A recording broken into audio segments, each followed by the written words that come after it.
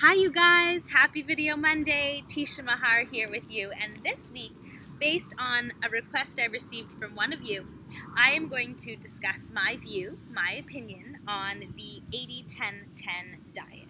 So for those of you who don't know what the 80-10-10 diet is, essentially it is a diet, a lifestyle that emphasizes 80% of one's macronutrients, calories, coming from carbohydrate sources, and then 10% coming from proteins, and then the other 10% coming from fats. So it is a high carb, very low fat diet.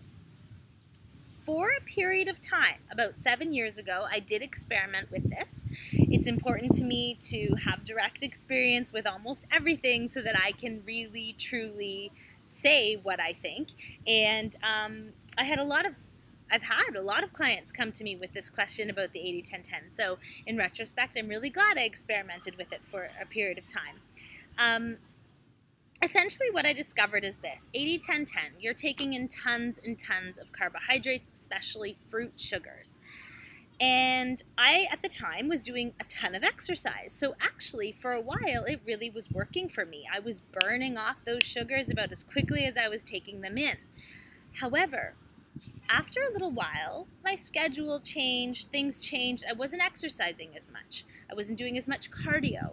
And as a result, I found I started to feel very restless and uneasy and not grounded. I love the feeling, personally, of being grounded, and I just wasn't burning the sugars anymore as quickly, and so it was making me feel, I don't know, it was just like restless is the word that comes to me. Anxious, restless, just not grounded. So I, at that time, moved away from the 80-10-10. My personal opinion is that we have 3 macronutrients: carbs, proteins, fats. We need them all. They all serve different purposes in the body. If you eliminate one entirely, eventually, even if not overnight, even if not in 6 months, eventually my personal opinion is that that is going to catch up with you. For example, the 2 main ways that we see this is with carbohydrates and fats. So people go, for example, low fat, 80-10-10. What happens long term, what I would predict and what I believe that I've seen in some people is hormone issues. Issues with hormone production in terms of how it affects your reproductive organs, loss of libido, this kind of thing. Now let's go the other way. The people who do really, really, really low carb. Now we're getting into disruption in terms of adrenal function, thyroid function, where we're putting our body into this state of stress because the preferred source of energy is been eliminated, and because of that, cortisol rises, and your body's just going to be stressed all the time, and so that's going to have a hormonal reaction as well.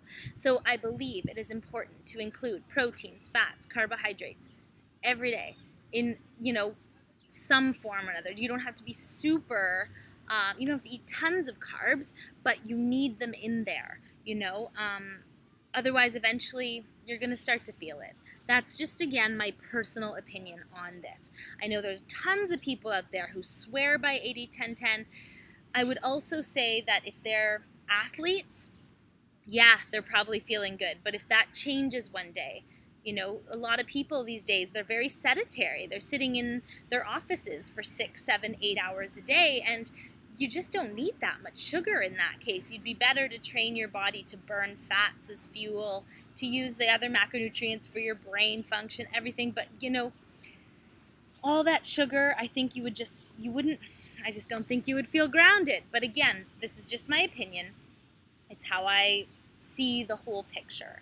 In general, if you're asking what I think it's good to strive for balance always in terms of your diet.